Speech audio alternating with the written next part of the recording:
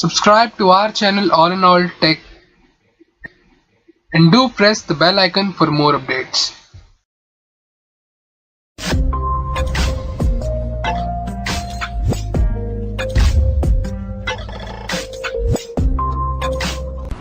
Hello guys, this is Ashish and today I'm going to present a full review of the Lineage OS for Oneplus One from my side, and I hope that you guys like this video. So in this video I'll cover some things such as appearance and look and feel of the room. I'll talk about the battery backup, the Antutu benchmarks, the camera quality and some other things that I found interesting in this Lineage OS. So let's get started. So first of all, starting with the look and feel of the ROM, you can see here I have installed the Pixel launcher, as the launcher is very cool. I use this launcher on my every ROM, so I even use this on the Lineage OS. So regarding the look and feel of the ROM, I didn't find any change, but let's start and you can also see something new if any in this ROM. The major change that came with the Android Nougat 7.1 is that the status bar. Yes, the status bar interface is quite cool and the animation is also very awesome.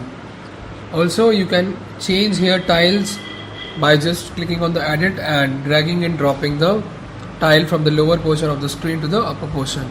And if you want to remove some tile, so what you can do is you can just drag it from the upper portion and just move it to the lower portion. In this way you can edit your tiles.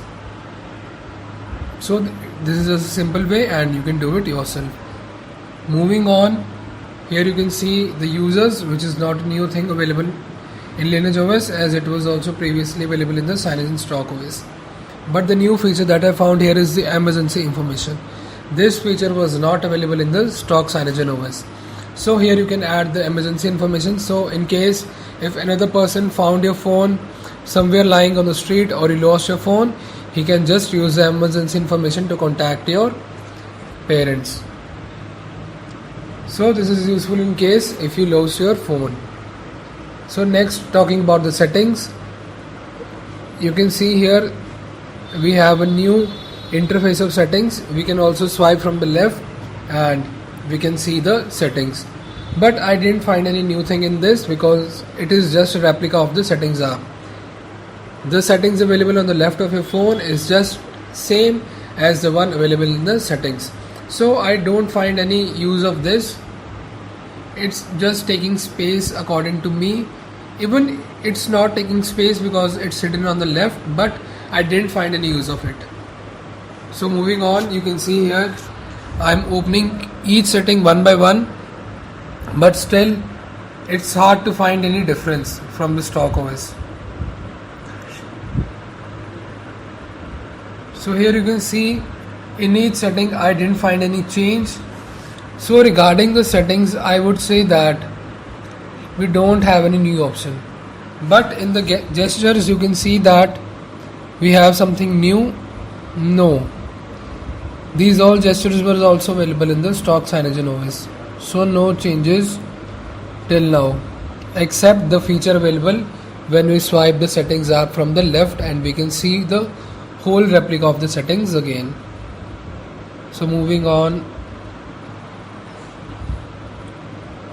so here you can see that nothing is new in this ROM regarding the settings. All the settings available here are just a replica, or I would say it is ROM based on the stock Cyanogen OS, but with the new kernel sources and latest Android. But settings remain the same, as we all know that Cyanogen has moved on to the Lineage OS, so all the settings have been same. And there is no new game available in the Android Nougat 7.1.2. So this might be a disappointing for someone, but I don't feel the game was good or something.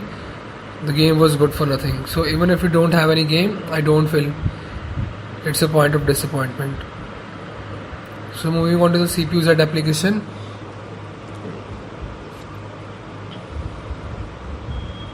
So you can see here there's nothing new, just some info about the phone.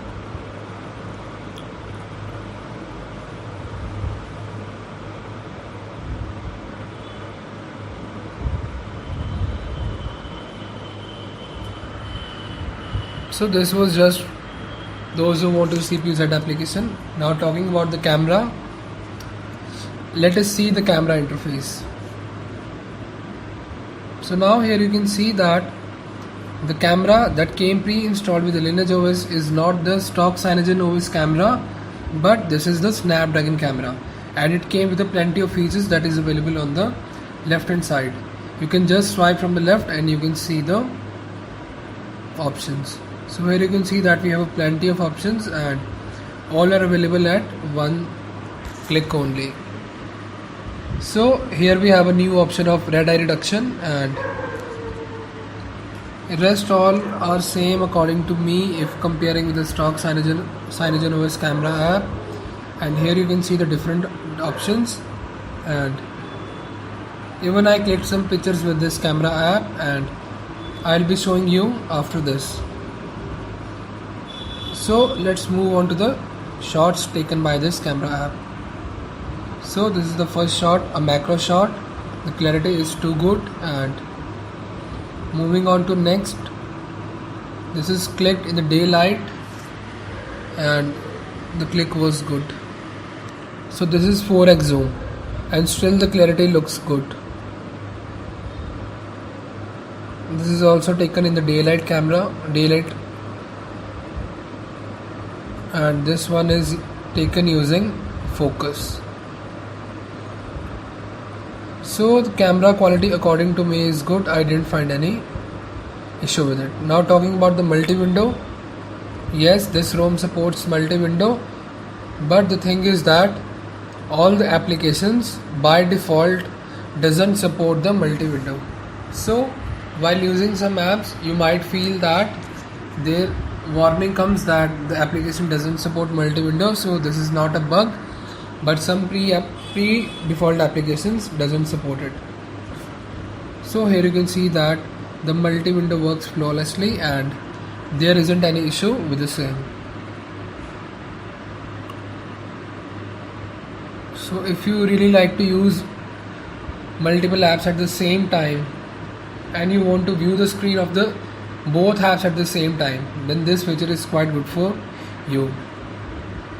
But if you don't like the multi-window, so this feature won't I would say amaze you if you don't like it. But for the users that use multi-window, this would be a charm for them. So now moving on, we have the Antutu benchmark. Personally, I won't use benchmark apps and I don't really rely on these applications, but this is just for some users who need to know what is the score of the Antutu benchmark on this ROM or that ROM. So I am just making for those people. Personally, I don't rely on these and I don't trust these benchmark apps. So now I have started the application and I would be skipping some part of the video so that the video don't get so long. So we have started the Antutu benchmark and I would be skipping some part of the video. I have trimmed it and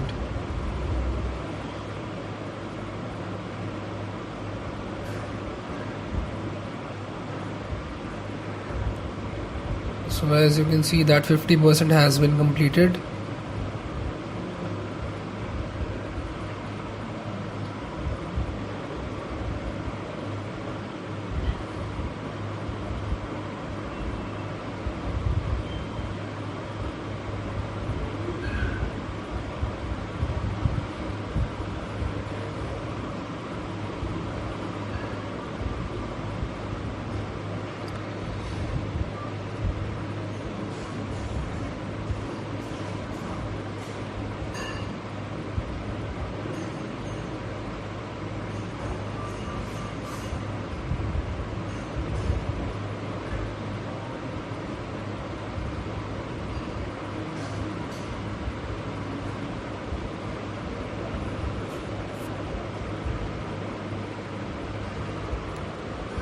So now it has completed and you can see the score. If I compare this score with the stock Cyanogen OS CM13.1, then this score is not very low but On the stock Cyanogen OS I got around 61 or 62,000. So it's just 3 to 4k difference. So this doesn't bother me much, but you can decide whether you agree with the scores or not. So according to me there is not much difference, and I really don't trust this app. I just rely on the how the ROM performs, not in the benchmark apps. So moving on, we have the battery review of this. So this is the most important factor that decides whether we should install the ROM or not. So I'm going to show you some screenshots and then you can decide. So this is the first screenshot. I was on the efficiency mode. So on the first day, this is my graph, and I got around 5 hours of battery backup. So this is pretty average according to me, and this was on the second day of usage, and I managed to get only around 4 hours and 13 minutes.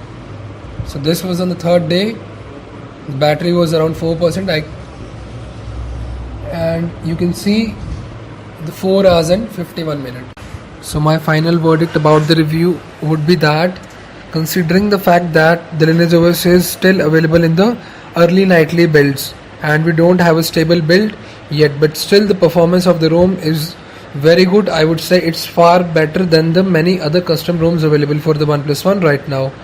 And I have already shown you the battery backup, the Antutu benchmarks, and considering it, I would say the battery backup is pretty average, and I won't say that it's too good for a custom ROM, but still it's far better than many custom ROMs available right now. And I would say the battery backup, you can easily get around 4 to 5 hours, and if you are just using it for browsing or for screen reading, the battery backup would even increase above 5 hours. So this is my complete review, and please subscribe to our channel for more tech updates. Thank you guys.